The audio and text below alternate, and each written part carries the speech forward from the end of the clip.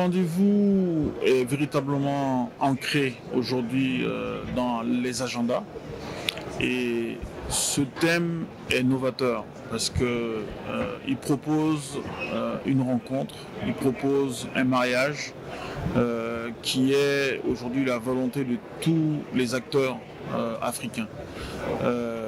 Nous tous, nous disons que les échanges entre nos pays sont très faibles. Et le développement de ces échanges vont passer non seulement du nord de l'Afrique vers le sud, mais aussi d'est en ouest. Donc aujourd'hui, offrir une telle plateforme pour que l'est et l'ouest se rencontrent, on ne peut pas mieux espérer. Il y a plusieurs points de vue. Les pessimistes vont dire que, si je prends le cas du Mali, que notre économie est trop fragile, l'industrie n'est pas développée, ainsi de suite. Et que donc il ne faut surtout pas s'ouvrir, il faut essayer de protéger le peu qui existe à l'intérieur. Mais les optimistes dont je fais partie, et qui je pense ont le plus raison, c'est que aujourd'hui le monde est ouvert. Et donc toutes les économies doivent s'ouvrir et le Mali a beaucoup à offrir. Oui, peut-être que nous n'avons pas d'industrie hyper développée ou même développée, mais justement l'opportunité c'est d'utiliser les ressources premières, les matières premières que nous avons pour développer notre industrie. Et nous pouvons être un point de transformation de ces ressources pour servir les autres. Ils en ont besoin. Donc aujourd'hui ils viennent prendre et l'amener de façon brute.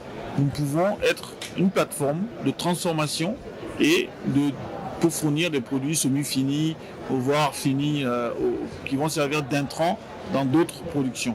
Donc je pense que c'est là l'opportunité et nous devons nous inspirer de l'expérience des autres pour pouvoir mieux faire chez nous. Les échanges ne font qu'augmenter entre nos deux pays. Aujourd'hui, je veux dire peut-être 80% des banques au Mali sont marocaines, ont des capitaux marocains. Il en est de même dans le domaine de l'assurance, il en est de même dans la télécommunication.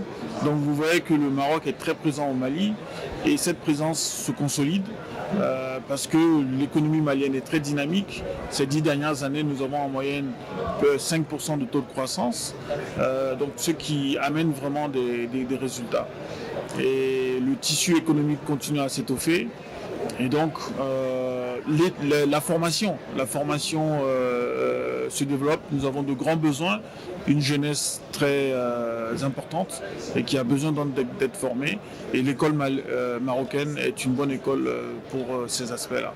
Donc les rapports économiques entre les deux pays ne vont que se renforcer dans le temps et nous allons travailler pour que chaque partie en tire les plus grands bénéfices possibles.